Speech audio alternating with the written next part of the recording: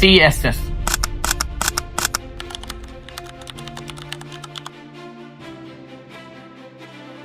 Central superior services माशरे में एक ऐसा इम्तिहान जो आपके और मेरी जहानत का पैमाना मुकर्रर करता है।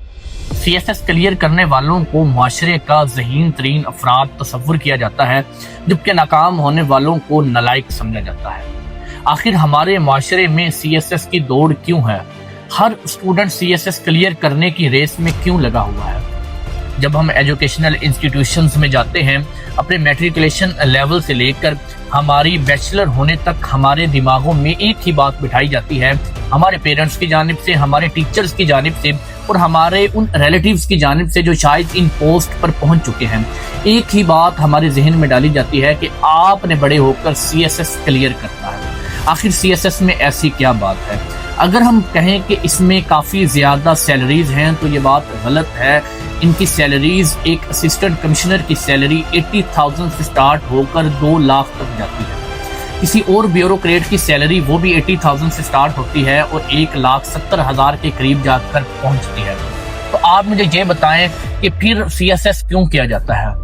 और ये CSS करने वाले तबकों में एलीट क्लास, मिडिल क्लास और लोअर क्लास के तमाम स्टूडेंट्स शामिल हैं। सोचने वाली बात यह है कि हमारा एलीट क्लास, जिनके बच्चों का जेब खर्च लाखों में है, वो हजारों वाली इस नौकरी को क्यों करने की कोशिश करते हैं? या वो मिडिल क्लास जिनके घरों के खर्चे निहायत कम हैं लेकिन भारी भरकम फीसेस देकर एकेडमीज ज्वाइन कर इस इम्तिहान को कामयाब होने की कोशिश क्यों करते हैं? या वो लोअर क्लास के लोग जिनको खाने पीने की अशिया भी मुयस्सर नहीं होती, वो अपनी ज़मीनें जायदादें बेच कर अपने बच्चों को CSS क्यों करवाते हैं? सिर्फ और सिर्फ पावर, क्योंकि हमारे माशरे का एक तरजीही बुनियाद पर पावर को सपोर्ट किया जाता है। हमारे माशरे के अंदर जिन अफराद के पास पावर है उनको सुपीरियर तस्वुर किया जाता है।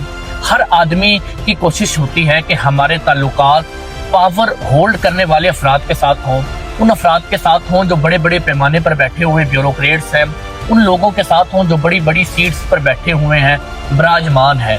क्यों? क्योंकि अगर हमें माशरे में कोई मुश्किल आती है तो इन लोगों के जरिए हम उनको हल करवा सकते हैं। तो नाजरीन, अब आप मुझे ये बात बताएं, एक लोअर क्लास का बच्चा जब हजारों करोड़ लाखों में फीसेस जमा करवा कर CSS क्लियर करेगा और उसकी सैलरी जब 70,000 होगी, क्या वो करप्शन नहीं करेगा?